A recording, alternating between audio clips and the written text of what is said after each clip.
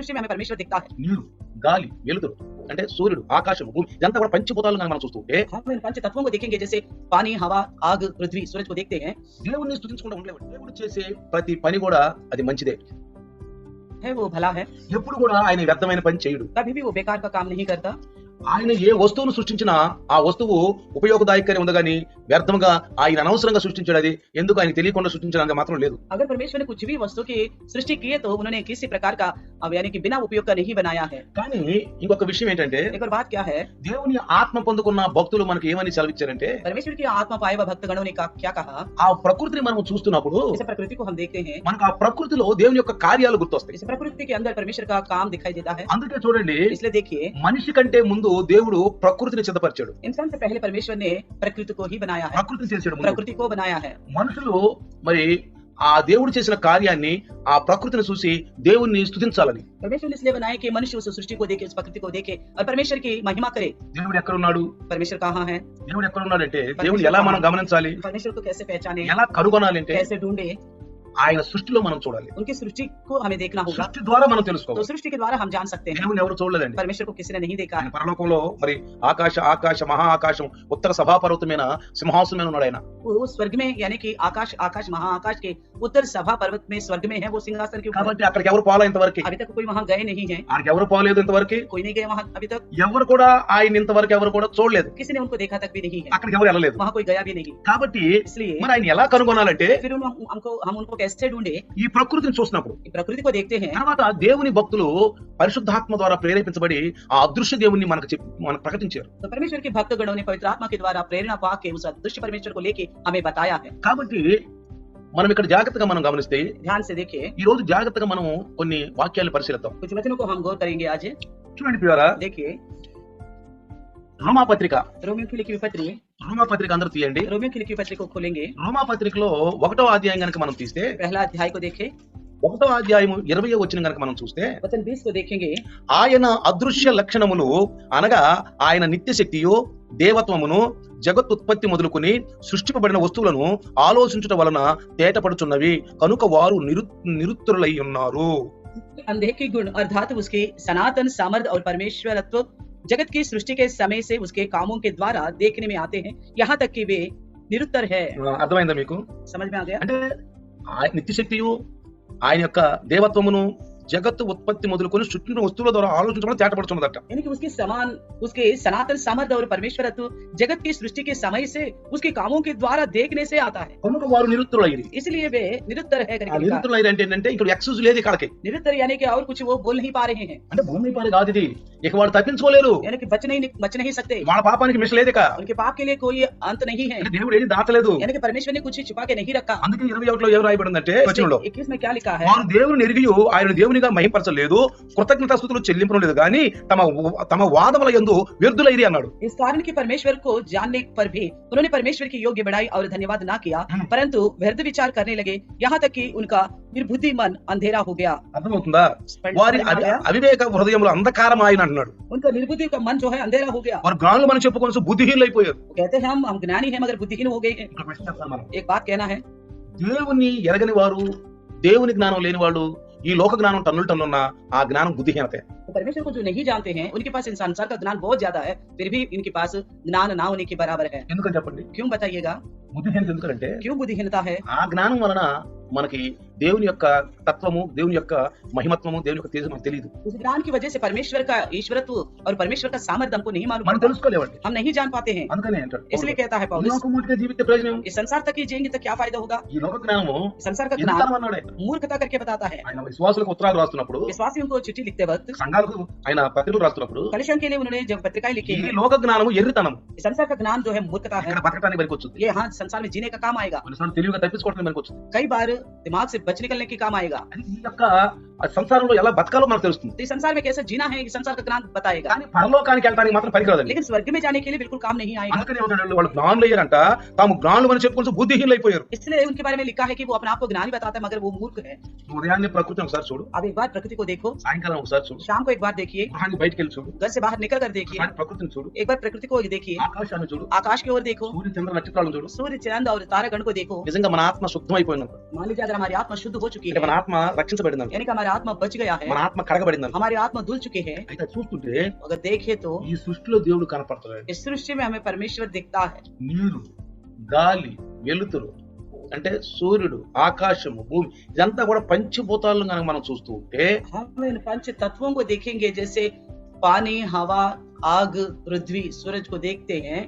దేవుణ్ణి స్తుతించకుండా ఉండలేవండి. हम परमेश्वर की स्तुति करने के बिना नहीं रह पाते। కాబట్టి పిల్లరా, इसलिए प्रियो, మనం దేవుణ్ణి తెలుసుకోవాలంటే अगर परमेश्वर को जानना हो तो ఎక్కడికో పరిగెత్తనక్కర్లేదండి. कहीं और भागने की जरूरत नहीं है। దేవుడు సంఘాన్ని ఇచ్చాడు. परमेश्वर ने कलिसिया को ही दिए है। ఏ సంఘం అండి? वो कौन सा कलिसिया? సార్వత్రిక సంఘము. सार्वत्रिक कलिसिया है। అపోస్తలుల యొక్క పునాది మీద కట్టబడిన సంఘం. प्रेरितों की नींव पर बनाई गया कलिसिया है। ప్రవక్తల యొక్క పునాది మీద కట్టబడిన సంఘం. नबियों की नींव पर बनाई गया कलिसिया है। దానికి మించిన సంఘం కాదండి. इससे बढ़कर जो कुछ भी है वो कलिसिया नहीं అది है। మనుషుల చిత్తంతో కట్టబడింది. वो మనుషుల के उद्देश्य के अनुसार बनाए गए हैं। వాళ్ళ యొక్క డినామినేషన్ మీద కట్టబడింది. उनके डिनोमिनेशन के अनुसार बनाया गया है। కాబట్టి इसलिए దేవుని యొక్క చిత్తానికి లోబడిన వాళ్ళే దేవుని యొక్క రాజ్యానికి వారసులు तो అవుతారు. परमेश्वर के उद्देश्य के आदेश जो होगा वही मिलेगा। 19వ అధ్యాయం కనుక మనం చూస్తే अध्याय 19 देखे, 19వ అధ్యాయం 12వ వచనం కూడా మనం జాగ్రత్తగా గమనిస్తే 19वें अध्याय की 12 वचन को देखे, भजन का కీర్తనలు भजन संगीता 19వ అధ్యాయం 19वें अध्याय ఒకసారి చూద్దాం.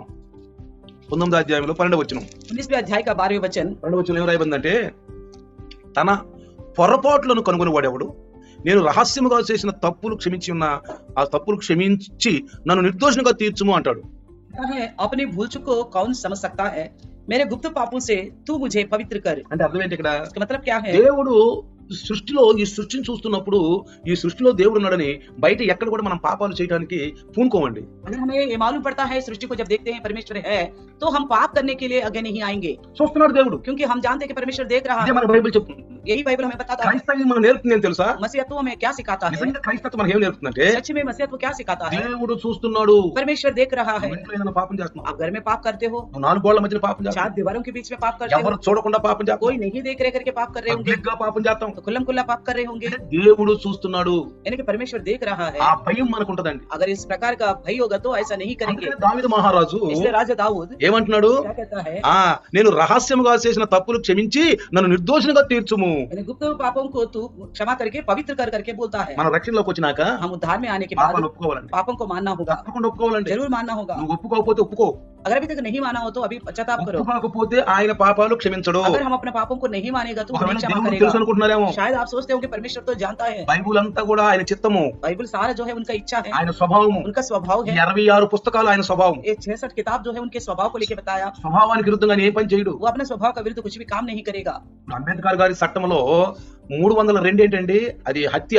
अम्बेडकर के जो संविधान में लिखा गया है 302 वो हत्या के लिए है। రాసింది ఎవరు? किसने लिखा है? అంబేద్కర్ గారు. अम्बेडकर ने। మరి అంబేద్కర్ గారు హత్య చేస్తే ఆ 302 ఆయనకి వర్తించదా? क्या अम्बेडकर ने मान लीजिए हत्या किया तो 302 उनके लिए लागू नहीं होता है? ఆయన రాసేనులే నాకు వర్తించదు అంటాడా? क्या ये बोलेगा मैंने तो संविधान बनाए हैं मेरे लागू नहीं होगा बोलेगा? దానికి విరుద్ధంగా అంబేద్కర్ చేయొచ్చా? क्या उसका खिलाफ अम्बेडकर कर सकते हैं? కాబట్టి బైబిల్ రాయించింది ఎవరు? इसलिए मैं कहता हूँ बाइबल किसने लिखवाया है? మనుషులు ఆత్మ ప్రేరణ కలిగి రాయించిన దేవుడే కదా. मनुष्यों को ही आत्मा ने प्रेरणा देके परमेश्वर ने ही तो लिखवाया। మరి రాసిన దేవుడు ఆయనే అతికిమిస్తాడా? क्या परमेश्वर ने ही लिखवाए तो क्या ही उसका उल्लंघन करेगा? చాలా మంది ఉపవాసాలు ఉంటారండి. ऐसा लोग हैं जो उपवास रखते हैं, 44 దినాలు ఉపవాసాలు ఉంటారు. 40 दिन के उपवास रखते हैं,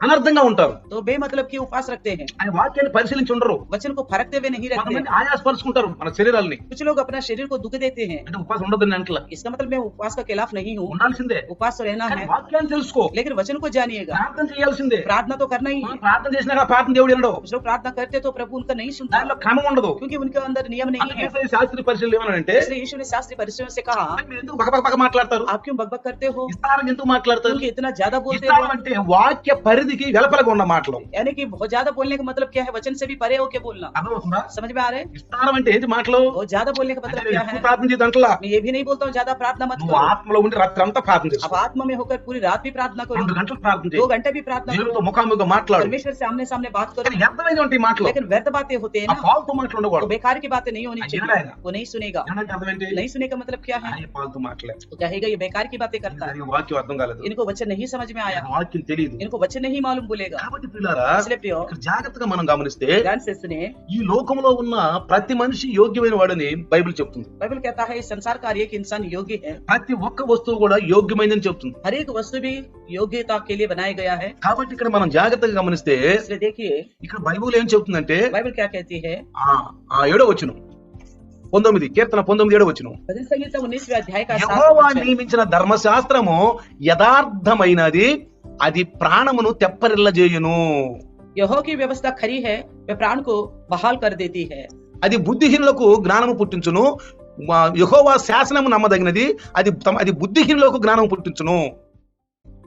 यहोवा की नियम विश्वास योग्य है, साधारण लोगों के लिए बुद्धिमान बना देता है। సాధారణ మనుషులండి, साधारण लोग जो है, సాధారణ మనుషులకి साधारण लोगों के అంటే लिए పాపంలో ఉన్న మనుషులు, यानी कि जो पाप में है इंसान పాపం నుంచి బయటకు వచ్చిన మనుషులు, और पाप से जो बाहर आ ఈ चुके వాక్యం हैं, ద్వారానండి ये वचन के द्वारा నిర్మలమైందండి. ఇది ये वचन जो है निर्मल है, శాసనం నమ్మదగినదండి. यह विश्वास योग्य है वचन। అందుకే క్రైస్తవులు ఎక్కువగా బైబిల్ చదవాలండి. इसलिए हर मसीह है जो है विश्वासी बाइबल को ज्यादा पढ़ना चाहिए, రక్షించబడిన వాళ్ళు, जो उद्धार पाए हैं, జ్ఞానవంతులు जो बुद्धिमान है। సంఘములో ప్రతి కార్యక్రమంలో పాల్గొనాలండి. कलिसिया के हर एक काम में शामिल होना होगा, తర్వాత వాక్యం వినాలండి. वचन को सुनना पड़ेगा, వాక్యం వినాలి, वचन को सुनना होगा, చదవాలి, पढ़ना వినాలి, है और सुनना है, గ్రహించాలి, समझना है, దానంతరం నడవాలి. उसके अनुसार चलना है। సంఘమును మనకి कलिसिया दिया गया है, అపోస్తుల యొక్క పునాది, वो प्रेरितों का नींव पर बनाया गया है। అపోస్తుల పునాదే సంఘము. प्रेरितों का नींव पर बनाना ही कलिसिया है। దాని ముందు సాతానుడు ఏం పనికిరాడు. उसके सामने शैतान टिक नहीं सकता। అందుకే ఒక వ్యక్తి కనుక 4 వారాలు 3 వారాలు చర్చికి రాలేదనుకోండి, इसलिए मैं कहता हूँ अगर कोई विश्वास 3-4 हफ्ता चर्च में नहीं आया, సంఘంలో రాలేదనుకోండి, कलिसिया में नहीं आया, तो లోకంలో పడిపోతాడు. मान लीजिए वो जरूर संसार में गिर जाएगा, లోకంలో పడిపోతాడు, संसार में गिर जाएगा, ఆటోమేటిక్ పడిపోతాడు. अपने आप ही गिर जाएगा। అందుకని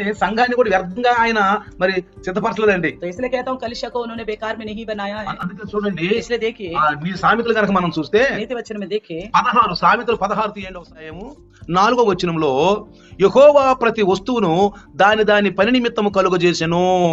చూసారా? यहोवा ने सब वस्तुएं विशेष उद्देश्य के लिए बनाई है। అర్థమవుతుందా? समझ में आ ఈ रहा है? లోకంలో దేవుడు ఏ వస్తువు చేసినా, इस संसार में परमेश्वर ने कुछ भी बनाया हो, ఏ పని చేసినా कुछ भी काम किया हो, దాని వెనక మాల కొంత ఒక ఉద్దేశం ఉంది. उसके पीछे परमेश्वर का एक विशेष उद्देश्य है, ఉద్దేశం ఉంది. एक उद्देश्य है। అందుకనే इसलिए మనము ఈ ప్రకృతిలో మనం నడుస్తున్నప్పుడు, इस प्रकृति में हम रहते वक्त, ప్రకృతి తిరుగుతున్నప్పుడు प्रकृति में चलते फिरते हैं, అణువణువున దేవుని మనం గుర్తు చేసుకోవాలి. तो जगह जगह हम परमेश्वर को पहचानना है यार। అంటే దీని అర్థంలో తప్పుడు సందేశాలు ఉండి అక్క చెట్లో ఉన్నాడు, పుట్టలో ఉన్నాడు, స్తంభాల్లో ఉన్నాడు అని, అది కాదండి ఇక్కడ. इसका मतलब मैं ये नहीं कहना चाहता हूँ इस पेड़ में है, खंबे में है, पत्थर में, ये नहीं बोलना चाहता हूँ, అది అనుకోబాకండి वो మీరు. नहीं समझना आप। ఆ చెట్టులో ఉన్నాడు, ఆ పుట్టలో ఉన్నాడు అనుకోబాకండి. ये पेड़ में है, बिल्लू में है करके मत सोचना। చెట్టులు పుట్టలు కొండలను ఆయన తయారు చేశాడు. और पेड़ और चट्टाने, ये बिल्लू वगैरह परमेश्वर ने बनाया है, ఇళ్ళు, బిల్డింగ్లు, స్తంభాలు మనిషి కట్టుకున్నాడు. तो घर बार वगैरह खंबे इंसान ने बनाया है, దానికి అవసరం. क्योंकि इंसान को जरूरत था, అతను నివాస యోగం కట్టుకున్నాడు. वो निवास योग्यता के लिए बनाया है। సృష్టిలో నుంచి సృష్టినే ఉపయోగించుకున్నాడు. तो सृष्टि में से ही उसने कुछ वस्तुओं को लेकर इस्तेमाल మానవుడికి किया। సృష్టించిన దేవుడే. इस सृष्टि को इंसान के लिए ही परमेश्वर ने दिया ఆ है, సృష్టి నుంచి మనం వాడుకుంటున్నాం. उसी सृष्टि में से लेकर ही हम इस्तेमाल कर रहे हैं। అందుకని इसलिए మన గృహాలలో కూడా మనము వందనాలు చెప్పుకుంటూ ప్రార్థనలో గడపాలి. इसलिए हम घरों में भी प्रभु का धन्यवाद कहते हुए प्रार्थना में बिताए, ఎందుకని నువ్వు కట్టుకున్న గృహం గాని, నువ్వు ఉండే గృహం గాని అది దేవుని యోగ్యమైందే. क्योंकि आप जो घर बनाए हैं जिसमें रहते हो, ये परमेश्वर का ये ओर से मिला है, అది యోగ్యమైందే. वो योग्य है। అందుకనే ప్రార్థనా పూర్వకంగా గడపాలండి. इसलिए प्रार्थना पूर्वक रहना है, టయాన్ని పాస్ చేసుకోబాకండి. समय को व्यर्थ नहीं गवाना है, వ్యర్థమైన పనుల్లో ఎక్కువగా సమయాన్ని గడపబాకండి. फालतू में समय नहीं गवाना है। జాగ్రత్తగా ఉండాలి, సమయం దగ్గరికి వచ్చేసింది. इसलिए सावधान रहे क्योंकि समय बहुत निकट आ चुकी है। అందుకనే इसलिए చూడండి, కొన్నిసార్లు కొన్ని విషయాలను మనం చదువుతున్నప్పుడు మనకు అర్థం కానప్పుడు మనం వ్యర్థంగా తీసుకుంటాం. कई बार हम कुछ पढ़ते हमें समझ में नहीं आए तो हम उसको हम व्यर्थ समझने लगते हैं। మనం ఇప్పుడు 1వ సమూయేలు యొక్క పుస్తకాన్ని మనం తీసుకుంటే, पहला शमूएल का ग्रंथ को देखें, 1వ సమూయేలు 16:7 వచనం కనుక మనం చూస్తే, पहला शमूएल का 16वें अध्याय का 7वें वचन को देखेंगे, మంచి సంఘటన మనకి కనపడుద్ది. यहाँ पे एक घटना दिखाई देती है। సమూయేలు మరి యెషయా కుమారుల్లో ఒక వ్యక్తిని రాజుగా నియమించాలని దేవుడు చెప్తాడు. तो परमेश्वर शमूएल से कहता है कि यशायाह के पुत्रों से एक व्यक्ति को राजा बनाना है, వెళ్ళి ఒక కుమారుని రాజుని చేయంటాడు. जाके उनका एक पुत्र को राजा बनाना है। అక్కడ రాజుని చేయడానికి వెళ్తాడు. तो वो राजा बनाने के लिए जाता है, ఆయన బుడి తీసుకున్నాడు, కొమ్ము తీసుకున్నాడు, వెళ్ళాడు. तो सिंह भी लिया, तेल भी लिया और गया है। అక్కడ పోయినప్పుడు ఆ కుమారుని చూశాడు. तो उनको पुत्रों को देखा, చూసిన వ్యక్తి నల్ల ఏమనుకుంటాడు, ఇతనే రాజు అనుకుంటాడు. जिस किसी को भी देखा वो समझ बैठा कि यही राजा बन అంటే सकता है। అర్థం ఏంటి? ఒక క్రమమైనటువంటి ఆయన ఒక విచారం, ఆలోచన, ప్రణాళిక లేదు. यानी कि परमेश्वर के अनुसार का एक नियम के अनुसार, योजना के अनुसार नहीं है, ఒక ప్రణాళిక లేదు एक ఆయనకి. योजना नहीं है। ఏమనుకుంటున్నాడు? क्या सोचता है? ఇతనే రాజు. हाँ यही हो सकता है। వెంటనే తైలం బుడ్డి తీసుకుంటున్నాడు, तुरंत तेल लेता है కొమ్ము తీసుకుంటున్నాడు, और सींग लेता है, దగ్గరికి వెళ్తున్నాడు. उसका निकट जाता है। దేవుడు ఏమంటున్నాడు? परमेश्वर क्या कहता है? పోవద్దు, नहीं नहीं जाना करके बोलता है, వెళ్ళిపోకు, नहीं डालना, వెళ్ళిపోకన్నాడు. नहीं डालना कहता है, ఆగిపోతున్నాడు. वो रुक जाता है। ఈ విధంగా 7గురిని పిలిచాడు. इस प्रकार 7 को बुलाया है, 7గురిని వద్దన్నాడు. 7 को मना कर दिया। సమూయేలుకి మైండ్ పోయింది. तो शमूएल फिर सोचने में पड़ गया, ఎందుకంటే సమూయేలు తన ఉద్దేశంతో ఉన్నాడు. तो शमूएल अपना उद्देश्य के साथ था, ఆయన ప్రవక్తే. वो तो है ही नबी। ప్రవక్తల యొక్క ఆత్మ దేవుని వశంలో ఉంటదండి. परमेश्वर नबियों की आत्मा परमेश्वर के वश में होता है, దేవుడు చెప్తుంటాడు, परमेश्वर ही उनको बताता है, నడిపిస్తాడండి. वो चलाता है, ఈ రోజు కూడా నడిపిస్తున్నాడు. आज भी चलाता है। ఆయన మీద ఆధారపడిన భక్తులు ఆయనే నడిపిస్తాడు. आज उनके ऊपर जो भी निर्भर होता है उनको वही परमेश्वर चलाता है, తప్పులు చేయరండి. वो गलत नहीं करेंगे। నేను అప్పుడు చెప్తున్నాను, मैं एक बात कहता हूँ, చాలా మంది అనొచ్చు बहुत सारे लोग बोल सकते ఈ हैं లోకంలో మనం తప్పు చెప్పినట్టు इस संसार में रहते हुए कौन गलत नहीं करते। అందుకనే యోహాను గారు పత్రిక రాస్తున్నప్పుడు అన్నాడు, నీతిమంతుడు పాపం చేయడు అన్నాడు. यूहन्ना ने पत्रिका लिखते वक्त कहा कि धर्मी जन पाप नहीं करेगा, నీతిమంతుడు పాపం చేయడండి. धर्मी जन पाप नहीं करेगा। ఎందుకని? क्यों? నీతిమంతుడు నడిపించేది ఆత్మ, धर्मी को चलाता है पवित्र आत्मा ही, పరిశుద్ధ ఆత్మ. पवित्र आत्मा ही चलाता है, ఎందుకంటే పరిశుద్ధ ఆత్మ మనకేం చేస్తాడు, నీతిని గురించి బోధిస్తాడు, क्योंकि पवित्र आत्मा प्रभु ही हमको धार्मिकता को लेकर सिखाता है, తీర్పును గురించి బోధిస్తాడు. न्याय को लेकर भी, न्याय विमर्श को लेकर भी सिखाता है, మరి తీర్పును గురించి, పాపాన్ని గురించి, पाप को लेकर भी सिखाता है, నీతిని గురించి బోధిస్తాడు. धार्मिकता को लेकर भी అందుకే सिखाता है। పరిశుద్ధాత్మ మనకు కావాలి. इसलिए पवित्र आत्मा हमको चाहिए। పెంతెకోస్తు దినాన ఈ భూమి మీదకి వచ్చిన పరిశుద్ధాత్మ నీకుంటే నువ్వు క్రీస్తువాడివి. पेंतकोस्त के दिन में इस धरती पे जो पवित्र आत्मा आया है उस पर अगर वो आपके पास होगा तो तभी आप वो मसीह के होंगे, అప్పుడు ఆయన ప్రేమ మనకు నేర్పుతాడండి. तभी परमेश्वर का प्रेम को बारे में सिखाएगा, ప్రేమ నేర్పుతాడండి. परमेश्वर का प्रेम सिखाएगा। చూడండి, या देखिए ఈ తర్వాత చూడండి 7వ వచనం మనం చదివితే ఇక్కడ 16वें अध्याय पहला समूएल 7वें वचन ఏమనుకుంటున్నా? देखिए। అయితే యెహోవా సమూయేలుతో ఇలా సెలవిచ్చాను, అతని రూపమును అతని ఎత్తును లక్ష్య పెట్టకము, మనుషులు లక్ష్య పెట్టు వాటిని యెహోవా లక్ష్య పెట్టడును. నేను అతని త్రోసివేసి ఉన్నాను, మనుషుల పై రూపము లక్ష్య పెట్టుదురు గాని యెహోవా హృదయమును లక్ష్య పెట్టును. परंतु यहोवा ने समूएल से कहा, ना तो उसके रूप पर दृष्टि कर, ना उसके कद की ऊंचाई पर, क्योंकि मैंने उसे अयोग्य जाना है। क्योंकि यहोवा का देखना मनुष्य का सा नहीं है, मनुष्य तो बाहर का रूप देखता है, परंतु यहोवा की दृष्टि मन पर रहती है। కొంతమంది ఈ వాక్యాన్ని కూడా తప్పుగా ఉపయోగించుకుంటున్నారు. कुछ लोग इस वचन को बड़ी गलत के लिए इस्तेमाल అంటే करते हैं, వాక్యాన్ని పరిశీలించకుండా वचन को ना परखते हुए తప్పుగా ఉపయోగించుకుంటారు. गलत रीति से इस्तेमाल करते ఎట్లా हैं। తెలుసా? कैसे पता है? ఏమంటారంటే क्या कहता है? ఇక్కడ యెహోవా హృదయం లక్ష్య పెడతాడు, కానీ మనుషులు అయితే పై రూపం లక్ష్య పెట్టుదురు.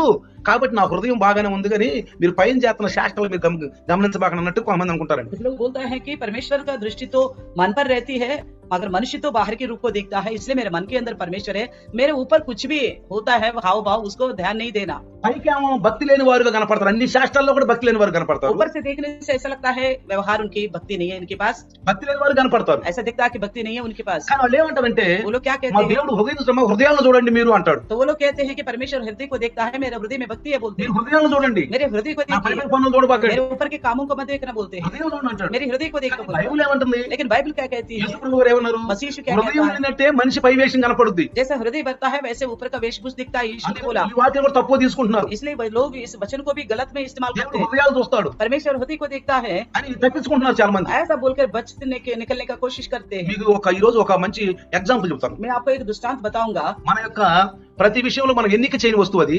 हम किसी भी विषय में उसको चुनते नहीं हैं। స్టూడెంట్స్ వాడుకునేది, ఆర్టిస్టులు వాడుకునేది పెన్సిల్. स्टूडेंट्स वगैरह आर्टिस्ट भी इस्तेमाल करता है कि एक पेंसिल को, అందరూ పెన్సిల్ తెలుసుగా? सब जानते हैं ना पेंसिल को लेके, పెన్సిల్ తెలుసుగా? जानते हैं पेंसिल। పెన్సిల్ దేంతో చేస్తారండి? पेंसिल किससे बनाते हैं? ఆ చెక్కతో చేస్తారు, लकड़ी से बनाते हैं, చెక్కతో చేస్తారు. लकड़ी से बनाते ఆ हैं। పెన్సిల్ చూసి మనకి ఏమనిపిస్తుంది? जैसे पेंसिल को देखते तो हमें क्या समझ में आता है? అరే పెన్సిల్ అనుకుంటాం. हाँ पेंसिल ये तो करके। నీకు 4 లక్షలు అయితే పెన్సిల్ గురించి. पेंसिल के बारे में 4 लक्षण बताऊंगा। ఒక లక్షణం ఏంటంటే, एक लक्षण क्या है कि పెన్సిల్ యొక్క లోపల లెడ్ ఉంటది. पेंसिल के अंदर एक लेड होती है, లెడ్ ఉంటది, एक लेड అదే రాస్తా దాంతో.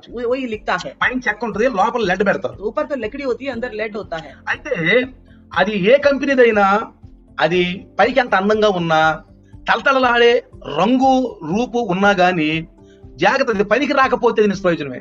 अगर वो किसी भी कंपनी का क्यों ना हो और ऊपर से कितना भी खूबसूरत सुंदर क्यों ना दिखे, अगर काम में नहीं आए तो वो बेकार है। లోపల ఆ లెడ్ కనుక లేకపోతే పైకి అది ఎంత అందంగా చెక్కబడినా అది ఏమీ ప్రయోజనం లేదండి. अंदर की वो लेड नहीं होगा, ऊपर के देखने में बड़ा सुंदर है उसकी बनावट, उससे कोई फायदा नहीं। మనిషి పైకి ఎంత చిలక పలుకులు, ఎంత ఆనందంగా పెట్టుడు మాటలు పెట్టినా పరిశుద్ధాత్మ హృదయంలో లేకుండా, పరిశుద్ధాత్మ అనుసారం నడవకపోతే ఆ క్రైస్తవుడు నామకర్త క్రైస్తవుడేనండి. इंसान ऊपर देखने के लिए बड़ी भक्ति सा बातें करेगा, व्यवहार करने को दिखाएगा, मगर अंदर पवित्र आत्मा नहीं है तो ये तो बस नामधारी मसीह का जिंदगी है। అది వేషధారణ భక్తి అండి. इसको बोलेंगे पाखंडी भक्ति है। వేషధారణ భక్తి पाखंडी का करके बोलते हैं, క్రియలు చెడ్డవి. यानी कि उनके कार्य बुरे हैं।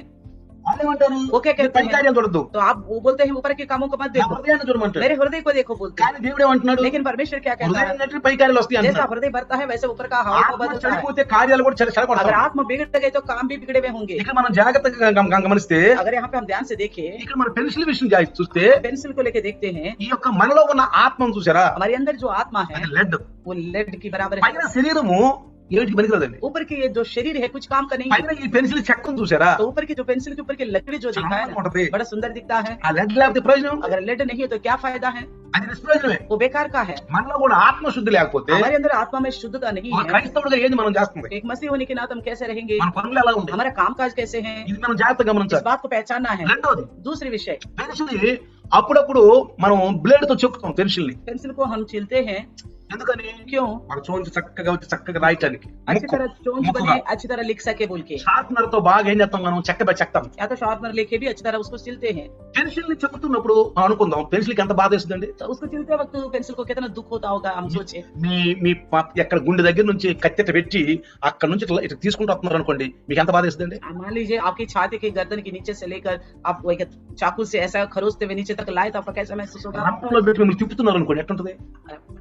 आरी के अंदर आरी से आपको काट रहे तो आपको कैसा लगेगा? మిషన్ లో పెట్టి తిప్పుతుంటే ఎట్లుంటది? एक मशीन के अंदर डाल कर आपको घुमाई जाए तो आपको कैसा పెన్సిల్ మనం लगेगा? ఏం చేస్తాం? पेंसिल को हम क्या करते हैं? షార్ప్నర్ తో బాగా తిప్పుతూ ఉంటాం, शार्पनर लेकर उसको अच्छी तरह घुमाते हैं, తిప్పుతూ ఉంటాం. घुमाते हैं। అది గనక చెక్కబడకపోతే अगर वो इस प्रकार छिल नहीं जाता అది నిష్ప్రయోజన పెన్సిల్ గా ఉండిపోతుంది. वो बिना काम का पेंसिल बन जाएगा। అది చెక్కబడకపోతే ఏమవుతుందండి? अगर वह नहीं चिला जाएगा तो क्या होगा उससे? దానివల్ల మన ప్రయోజనం ఏంది? उससे क्या फायदा हमको? అలాగే మన జీవితాల్లో కూడా इसलिए हमारे जिंदगी में भी క్రైస్తవ జీవితం అడుగు పెట్టినప్పుడు मसीह का जिंदगी में जैसे कदम रखते ప్రభువులో हैं, నడటానికి प्रभु में चलने के लिए బాధలు, ఇరుకులు, ఇబ్బందులు, శోధనలు, రోగాలు, మానసిక అన్ని వస్తాయండి. परेशानियां, दुख, चिंता, बीमारियां, समस्या, आर्थिक तंगी सभी आएंगे। అది మనం బాధపడి దేవుని తొలగిపోకూడదండి. उसे लेकर परेशान होके प्रभु से नहीं हटना चाहिए, తొలగిపోకూడదండి. नहीं हटना ఏం चाहिए। చేయాలి మనం? क्या करना है ऐसे ఆ में? యొక్క బాధలు ఎట్లా పోతాయో దాన్ని పరిష్కారం చేసుకుని దేవుని సందులో మరి మనం ఎదగాలండి. तो वो संकट तकलीफ कैसा जाएगा करके उसके लिए प्रार्थना करते हुए कुछ हमसे जो बन बढ़ता है उससे करते हुए प्रभु में बढ़ना है। కొన్నిసార్లు ఆ శ్రమల్లో మనం క్రమపరచబడతాం. तो कई बार ऐसी क्लेश में हम सुधारा जाता है। మనకు వచ్చిన బాధల్లో మనం ఇంకా దేవుని దగ్గరికి వస్తాం. हमारे जो तकलीफ आता है उस वजह से हम परमेश्वर को और निकट हो जाते हैं। కొన్నిసార్లు మనం ఏమో నాలో ఏమైనా లోపాలు ఉన్నాయేమో, నాలో ఏమైనా తప్పులు ఉన్నాయేమో, అందుకే ఇలా జరుగుతుందని సరి చేసుకుంటామండి. तो कई बार हम ये भी सोचते हैं कि शायद मेरे अंदर कोई गलती तो नहीं है, ढूंढ कर पहचान कर सुधार देते हैं। ఒకసారి మనం వెనక తిరిగి చూసుకుంటాం, एक बार हम पीछे मुड़ के देख लेते हैं, క్లారిఫై చేసుకుంటాం. अपने आप को परखते हैं। నేను కూడా చేసుకుంటాను. मैं भी करता हूँ। నేను కొంచెం శోధన రాగలే कोई परेशानी आ जाती है వెంటనే నేను 10 ఆజ్ఞలు చూసుకుంటాను. तुरंत 10 आज्ञाओं को मैं देखता हूँ, 10 ఆజ్ఞల్లో నేను అన్ని పాటిస్తున్నాను. तो 10 आज्ञाओं को मैं सारा पालन करता हूँ। కానీ మత్తయి సువార్త 5, 6, 7 చూసుకుంటా. और मैं सुसमाचार की 5, 6 अध्याय 7 अध्याय का अनुसार तोलता हूँ, సువార్తలు చూసుకుంటా. सुसमाचारों को देखता हूँ। మనకున్న క్యారెక్టర్లు ఉన్నాయి బైబిల్లో, ఆ క్యారెక్టర్లు ఒకసారి చూస్తా. बाइबल में अच्छी अच्छी रोल है, मैं उसको देखता हूँ। తర్వాత పత్రికలు చూస్తాను, और पत्रिकाएं को देखता हूँ, సంఘాలకు రాసిన పత్రికలు. कलिसिया में जो लिखी गई पत्रिकाओं को ఇవన్నీ देखता సరి చేసుకుంటానండి. हूँ। उसी के द्वारा अपनी जिंदगी को सुधारता हूँ। ఏమైనా లోట్లు ఉన్నాయేమో कोई कमी तो नहीं है, అది సరి చేసుకోవాలి మనం. सुधारना है उसको। దేవుని వాక్యం వింటున్నప్పుడు परमेश्वर का वचन सुनते हुए సంఘంలో ఉన్న మీరు కూడా कलिसिया में रहने वाले आप भी బాధ వచ్చినప్పుడు मान लीजिए परेशानियां, दुख, तकलीफ आ गया దేవునికి మనము మంచి బంగారం లాగా అయిపోతామంట. तो परमेश्वर की नजर में हम सोना के समान चमकेंगे। పేతురు అంటాడు, पतरस बोलता है, ఆ తీసుకెళ్ళి ఆ బంగారం కనుక దాంట్లో అయితే మెరుగుచ్చుదంట. तो सोने को ले जाके आग में डालेंगे तो वो चमकने लगता है। ఆ శ్రమంలో క్రమం వచ్చేస్తుంది. तो उस क्लेश में हमें नियम सिखाएगा। మూడోదిగా तीसरा विषय, పెన్సిల్ లో ఉన్న మూడో గుణం. पेंसिल का तीसरा लक्षण। మూడో గుణం అంటే तीसरा लक्षण क्या है? చూడండి, గొప్ప గొప్ప అందమైనటువంటి బొమ్మలు గీయటానికి, చక్కని అక్షరాలు రాయటానికి ఆ పెన్సిల్ మనకు పనికొచ్చుదండి. पेंसिल देखिए कितने अच्छा काम आता है, सुंदर राइटिंग लिखने के लिए, अच्छा सा ड्राइंग करने के लिए बहुत अच्छा काम आता है। పెన్సిల్ కి సొంత చిత్తం ఉండదండి. पेंसिल का खुद का इच्छा नहीं होता, సొంత చిత్తం ఉండదు. खुद की इच्छा नहीं होती। తాను రాస్తున్న వ్యక్తికి ఆ పెన్సిల్ సమర్పించుకుంటది. जो उसको इस्तेमाल करता है ना, उस व्यक्ति के लिए वो पेंसिल अपने आप को समर्पण कर देती ఆ है। ఆర్టిస్ట్ ఆ పెన్సిల్ తీసుకుని తన చిత్తాన్ని బట్టి చక్కగా బొమ్మలు గీస్తాడు, చక్కగా అక్షరాలు పెన్సిల్ రై నేనన్నట్టు రై జై నేనన్నట్టు జై అని పెన్సిల్ అందండి.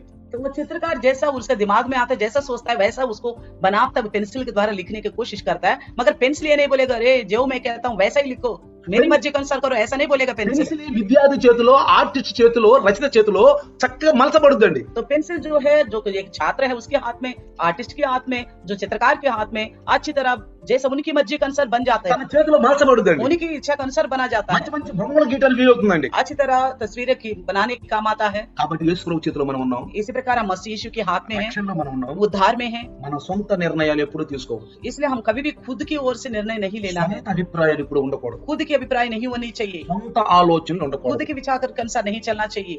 అందుకంటే సర్వచిత్తంబు నీవేనయ్యా. इसलिए कहते हैं ना, सारा इच्छा तेरा अनुसार ही हो। సర్వచిత్తంబు నీవే నీకేనయ్యా అంటే సర్వచిత్తము నీకేనయ్యా. बोलते हैं ना तेरा इच्छा ही पूरा हो जाए, అంటే నాదేం లేదయ్యా, इसका मतलब मेरा कुछ भी नहीं है, నేను నడుస్తాను నీ శాసనాల అనుసారం నడుస్తాను. तेरे नियम के अनुसार मैं चलूंगा. నిజమైన భక్తి కలిగిన వాడు, अगर जो सच्ची भक्ति रखते ప్రభువులో हैं, రక్షించబడ్డవాడు, प्रभु में जो उद्धार पाए हैं, మన సొంత ఆలోచనలు ఎప్పుడూ ఉండకూడదు. खुद की सोच कभी नहीं होनी चाहिए. నాలుగోది चौथा विषय, పెన్సిల్ లో నాలుగో ఉన్న గుణం, पेंसिल में चौथा लक्षण, పెన్సిల్ తో ఏదైనా పొరపాటుగా కనుక గీస్తే, ఏదన్నా పొరపాటు కనుక రాస్తే రబ్బర్ తో తుడిపేయొచ్చు అండి. अगर पेंसिल से अगर कुछ गलती से कुछ टेढ़ा मेढ़ा हो गया तो हम रबड़ से उसको मिटा सकते हैं, మరలా సరి చేసుకోవడానికి వీలవుతుందండి. तो फिर से सुधारने के लिए मौका मिलेगा. మనం కూడా हम भी ఈ లోకంలో ఉన్నంత కాలం जब तक इस संसार में रहेंगे, పాపమును పొరపాటును చేసినప్పుడు जैसे हम पाप करते हैं, अपराध करते हैं, तो తెలియకుండా अनजान से, తెలిసి కాదండి, जानबूझ के नहीं, జాగ్రత్త గమనించాలి. మళ్ళీ ఇంకో అవకాశం తీసుకుంటాం మనం. तो फिर इसको तो एक और मौका में ले लेते हैं हम. తెలియకుండా చేసిన పాపం अगर अनजान से हमने पाप किया, తెలిసి చేస్తే మాత్రం ఒప్పుకోడు దేవుడు. अगर जानबूझ के करेंगे तो प्रभु नहीं मानेगा. అందుకే పౌలు భక్తుడు రక్షించబడ్డప్పుడు इसलिए पौल भक्त जब उद्धार पाया था, ఏమన్నా తెలుసా, क्या बोला पता है, తెలిసి చేశాను కాబట్టి నేను క్షమించబడ్డా, मैं अनजान में किया था इसलिए क्षमा कर दिया गया हूँ. నేనున్నాను. मैं हूँ. ఇలా ఒక విషయం చెప్తాను, एक विषय में आपसे कहता हूँ, గర్వించువాడు దేవుని యందు గర్వించాలి, घमंड करने वाला प्रभु में ही घमंड करे, అతిశయించువాడు దేవుని యందు అతిశయించాలి. तो घमंड करने वाला प्रभु में ही घमंड करे. నేను తెలియక చేశాను, मैं अनजान में किया था, అన్ని తెలియక చేసేది, सारे पाप में अनजान में किया था, ఒక్కట కూడా తెలిసి నేను దేవుళ్ళ గురించి చేయలేదండి. तो प्रभु में आने के बाद मैंने जानबूझ के कुछ भी नहीं किया. నమ్ముతారా? क्या आप भरोसा करते हो इस बात का? నమ్ముకోవచ్చు. शायद भरोसा नहीं कर सकते. ఉంటారా అనుకోవచ్చు. क्या ऐसा होंगे करके आप शक అలా कर सकते हैं? ఉంటేనే రక్షణ, అలా ఉంటేనే పరలోకానికి వెళ్తాం. ऐसा रहने से ही उद्धार है, तभी हम स्वर्ग में जाएंगे. దేవుళ్ళలోకి రాకముందు, వాక్యం తెలియక ముందు, రక్షణ లేకముందు తప్పులు చేశాను, तो प्रभु को नहीं जानते वक्त, प्रभु में आने से पहले, उद्धार पाने से पहले हमने गलत किए ఘోర होंगे, పాపాలు చేశాను. बहुत भयानक पाप किए ఎందుకో होंगे. తెలుసా, क्यों पता है? నాకు తెలియదు, अनजान थे, తెలియక చేశాను. अनजान में किए थे. కానీ రక్షణలోకి వచ్చిన लेकिन उद्धार में आने के बाद, ప్రభువుని తెలుసుకున్నాక प्रभु को जानने के बाद నేను తప్పు చేయలేదు. मैंने गलत नहीं किया. ఎందుకో తెలుసా, क्यों पता है? నేను 95లో मैं 95 में नहीं, పరిశుద్ధాత్మను నేను తెలుసుకున్నాను. तो पवित्र आत्मा प्रभु को मैंने जाना, పరిశుద్ధాత్మను నడిపిస్తాడని తెలుసుకున్నాను. पवित्र आत्मा मुझे चलाएगा करके भरोसा అందుకే किया. పౌలు గారు అన్నాడు इसलिए पौलुस कहता है అపోస్తలుల 19లో, प्रेरितों की 19 में, మీరు బాప్తిసం పొందినప్పుడు పరిశుద్ధాత్మ నడసని తెలుసు అసలు? जब आपने बपतिस्मा लिया तो पवित्र आत्मा के बारे में सुना है? నాకు తెలియదండి. उन्होंने बोला हम नहीं सुना. మీకు తెలీదా? आप नहीं जानते, పరిశుద్ధాత్మ ఉన్న సంగతి తెలియదు మీకు. पवित्र आत्मा है करके आपको नहीं पता. పరిశుద్ధాత్మ మనల్ని నడిపించేది, पवित्र आत्मा ही तो हमको चलाता है, పొరపాట్లు లేకుండా ఆపుతాడు. हमारे से अपराध ना होने के लिए वो रोकेगा. ఈనాడు పాస్టర్లు గాని, आजकल के पास्टर हो, విశ్వాసులు గాని विश्वासी क्यों ना ఎందుకు हो, తప్పు చేస్తున్నారు తెలుసా? क्यों गलत करते पता है? తన సొంత ఆలోచనలు, తన సొంత అభిప్రాయాలు, తన సొంత విచారాలతో జీవిస్తున్నారు. खुद की सोच से, खुद की योजनाओं से, खुद के विचारों से जीते हैं, తప్పులు చేస్తున్నారు, गलत करते हैं. పరిశుద్ధాత్మ దుఃఖపడుతున్నాడు. पवित्र आत्मा दुखित हो जाता है. కాబట్టి మనం ఎప్పుడు కూడా సొంత అభిప్రాయాలు, సొంత పనులు చేయకూడదు. इसलिए हम खुद की ओर से कुछ भी नहीं करना चाहिए. అందుకే చూడండి, इसलिए देखिए, ఎప్పుడైతే ఈ సమయాలు వెంటనే పోసేసాడో, जैसे समूएल ने तेल उंडेल दिया, వెంటనే ఆత్మ దావీదు మీదకి వచ్చేసాడు. तुरंत पवित्र आत्मा दाऊद के ऊपर आ गया. దావీదు మీదకి వచ్చేసాడండి. दाऊद के ऊपर आ गया. అట్లానే इसी प्रकार, ఈ పరిశుద్ధాత్మను కూడా మన మీదకి వచ్చేస్తాడండి. तो इसी प्रकार पवित्र आत्मा हमारे ऊपर आएगा. ఎప్పుడు कब? మనము తెలిసి పొరపాట్లు చేయకుండా ఉండాలి. अगर जान के हम गलत नहीं करना चाहिए. పొరపాటును తెలిసిన వెంటనే जैसे गलती है करके मालूम पड़ गया, దాని గురించి బాధపడకూడదు. उसके लेकर दुखित नहीं होना. ఏంది పాస్టర్ గారు నా గురించి చెప్పాడు అనుకోవద్దు. तो पास्टर जी ने मेरे बारे में बोला करके मत समझना. నేనే నీ గురించి చెప్తాను, मैं कौन हूँ तुम्हारे बारे में बताने నాలో के ఉన్న लिए? ఆత్మ చెప్తుంది. मेरे अंदर की आत्मा ही बताता నీ है. గురించి నాకేం తెలుసు? आपके बारे में मुझे क्या पता? సోమవారం నుండి శనివారం వరకు మీరు ఎక్కడికి వెళ్తున్నారో, యాడ తిరుగుతున్నారో, ఎవరితో మరి నాకేం తెలుసు? आप सोमवार से लेकर शनिवार तक कहाँ जाते हो, किससे मिलते हो, किससे बात करते हो, हमें क्या पता? నాకేం తెలుసు అని చెప్పండి. मुझे कोई पता है बताइए. అయితే మీ గురించి దేవుడు మాట్లాడినప్పుడు जैसे आपके बारे में प्रभु फिर बात करता है అప్పుడు तो ఏమనుకోవాలి మీరు? अब क्या समझना चाहिए आपको? అమ్మో, దైవదాసుని ద్వారా దేవుడు మాట్లాడాడు, हाँ, प्रभु के दास के द्वारा परमेश्वर ने बात किया है, పరిశుద్ధాత్మ దేవుడు మాట్లాడాడు, पवित्र आत्मा प्रभु ने बात किया है. వెంటనే సరి చేసుకోవాలండి. तुरंत सुधारना है. ప్రభువా, నా సొంత ఆలోచనతో నేను చేశానయ్యా. प्रभु मैंने खुद के विचार के अनुसार किया हूँ, అందుకని అంటాడు, इसलिए कहता है నా సొంత మాటలను, నా సొంత, ఇది 19 అనుకుంటాను, 19లో అనుకుంటాను, ఆ కీర్తనలో 19 అక్కడ అంటాడు దావీదు మహారాజు గారు. भजन 19 में कहता है राजा दाऊद, చూద్దాం ఒకసారి देखिए 19లో కింద 19:14, 19 अध्याय का 14 वचन, నా నోటి మాటలను, నా హృదయ ధ్యానమును నీ దృష్టికి అంగీకారమగును గాక. मेरे मुख के वचन और मेरे हृदय का ध्यान तेरे सम्मुख ग्रहण योग्य हो. Praise the Lord, hallelujah. Hallelujah. చూడండి పిల్లారా, देखिए प्रियो, ఏమంటున్నాడు ఇక్కడ? क्या कहता है यहाँ पे? ఏమంటాడు? क्या कहता నా है? నోటి మాటలు, నా హృదయ ధ్యానము నీ దృష్టికి అంగీకారములగును గాక. मेरे मुंह के वचन और मेरे हृदय के ध्यान तेरे सम्मुख ग्रहण योग्य हो. చూడండి 13వ వచనం చూస్తే, 13वें वचन देखिए, దురభిమాన పాపములలో పడకుండా నీ సేవకుని ఆపుము, వాటిని నన్ను ఏలనీయకుము. कहता है तू अपने दास को डिठाई और पापों से भी बचाए रख. అప్పుడు నేను యథార్థవంతుడినై అధిక ద్రోహం చేయకుండా నిందారహితుడగుదును. वे मुझ पर प्रभुता करने ना पाए तब मैं सिद्ध हो जाऊंगा और बड़े अपराधों से बचा रहूंगा। ప్రార్థన అండి ఇది, ये प्रार्थना है, ప్రార్థన అండి. प्रार्थना है ये। జాగ్రత్తగా ఉండాలి మనం. हमें बड़ी सावधान से रहना है। మీరు అనుకున్నారు అనుకోండి, आपने सोचा होगा మనుషులు కనుక పాపం చేస్తుంటారు, इंसान होने के बाद पाप कैसे नहीं करेंगे, సొంత ఆలోచన లేకుండా ఎట్టుంటాయి. खुद की विचार ना होते हुए कैसा रहेगा। దేవుని చెప్పిన మాటల్ని మనం చెయ్యాలి. परमेश्वर की कही हुई बातों को ही हमें करना है। దేవుడు చెప్పిన ఆలోచనలే మనం ఆలోచించాలి. तो परमेश्वर ने जो कहा है वही सोच हमें करना है। ఎంతవరకు మన హ్యాండ్ అంటే ఇందులో, तो कहाँ तक है हमारे हाथ इसमें, ఎంతవరకు మన హ్యాండ్, कहाँ तक हमारा हाथ है। ఆయన చెప్పిన చేయటం పని మనది.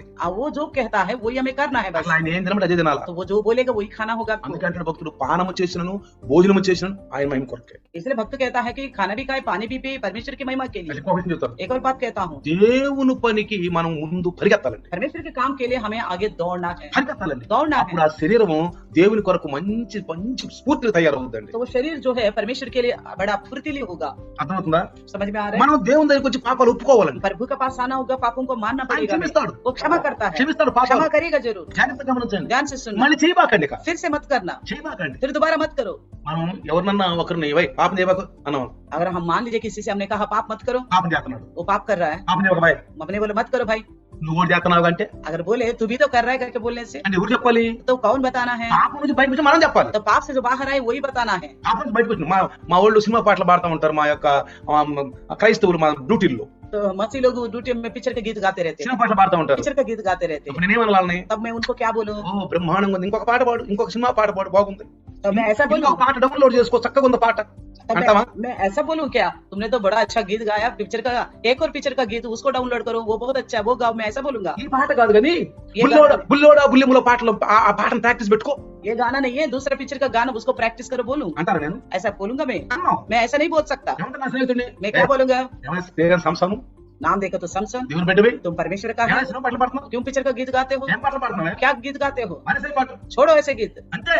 बस ऐसा ही बोलना है, ఖండించాలి మనం, ऐसा खंडन करना है। దేవుని మాటలు. ये परमेश्वर की बातें हैं। ఆడు పాడుతున్నాడు అనుకోండి పాట, अगर कोई गा रहे गाना, మనం కూడా ఎట్టంటే हम भी उसके अनुसार धुन से नाचेंगे तो అంటే ఎట్టంటది, कैसा रहेगा। అంగీకారం ఉంటే మన మాటలు దేవునికి. ये परमेश्वर का योग्य ग्रहण योग्य होगा। అందుకని నా స్నేహితులు మొత్తం ఎక్కడున్నా సరే, इसलिए मेरा दोस्त कोई कहीं पे क्यों ना हो, ఆడు క్రిస్టియన్ తెలిసిందా, अगर वो मसीह करके जान पड़ा है, సినిమా పాటలు మొబైల్లో మోగినియా, या पिक्चर के गीत मोबाइल में आया, మా మా మా కొడుకుంటాడు ఆంధ్రాలో, गांव में बेटा लगता है, ఆడికి ఫోన్ చేసినప్పుడల్లా जब भी मैं उसको फोन करता हूँ, బృందావనం మధ్య అందరిది దే గోవిందుడు అందరి వాడేలే అని పాట వచ్చింది. तो इस प्रकार का पिक्चर का गीत आता है।